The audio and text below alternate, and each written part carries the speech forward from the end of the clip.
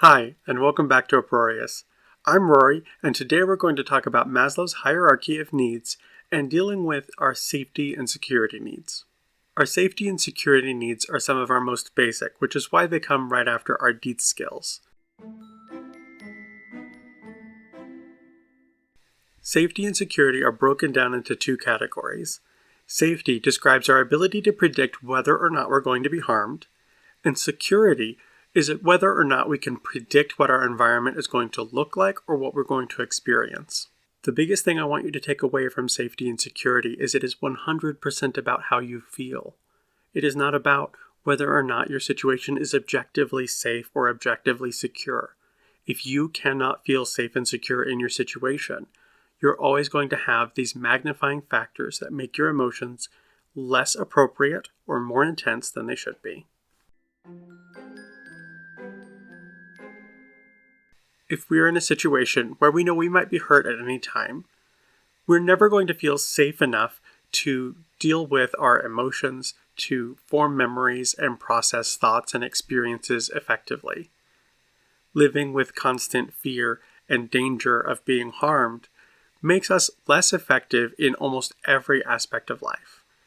If we feel like we can never predict what our day is going to look like, we're not going to feel secure in our day.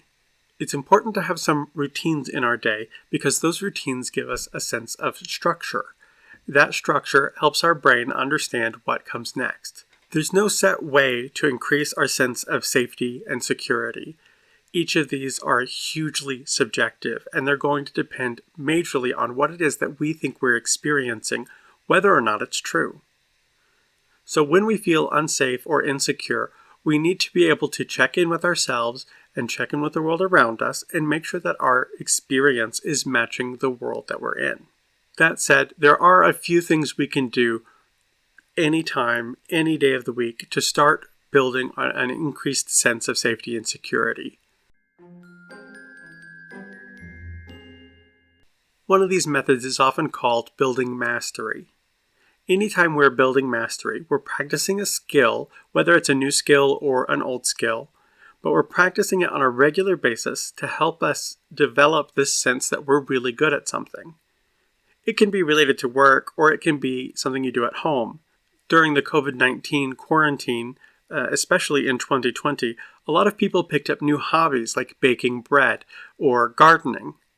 These activities were largely mastery-building exercises, even if those people didn't understand what it was they were doing. They were taking their environment and they were taking control over it and making it something that is part of their day, making it something that makes them feel invested and connected to their world, and something that brings them a little bit of joy. So building mastery is a skill that we can use to increase our sense of security, regardless of what the cause of our insecurity might be. An important factor of understanding our safety and improving our sense of safety is going to be evaluating our relationships with other people. We'll go into relationships at length later, but for today, we want to look at everyone we interact with regularly. And this usually looks like every day to every month. If it's somebody you interact with less than once a month, you don't really have to worry about your relationship with them affecting your day-to-day sense of safety. But once you've identified the people you see every month, whether that's coworkers, friends, acquaintances, roommates, family, we want to look at each of those people and think to ourselves, does this person make me feel safe? Do they make me feel unsafe? Do I feel judged or criticized every time I'm around that person? If I tell that person a new idea I have, are they encouraging or discouraging? In later videos, we will go through specific steps of how to build or end relationships so that we can improve our sense of safety with others. But in the meantime, if you don't feel safe with someone and you don't feel safe ending your relationship with them, I suggest you reach out to supports in your community. There are many kinds of community supports available for people who are trying to leave an unhealthy or unsafe situation.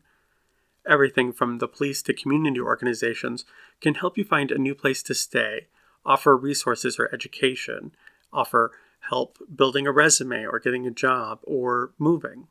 I recognize that not everyone can just up and move, but if you are in a place where you don't feel safe, do recognize that that will long-term have an effect on your health, and you have to balance whether or not to continue down this path. If you feel unsafe or insecure in your living situation, check the link in the description below. The article on my website will list several resources you can use that are nationwide to help you find resources to improve your situation.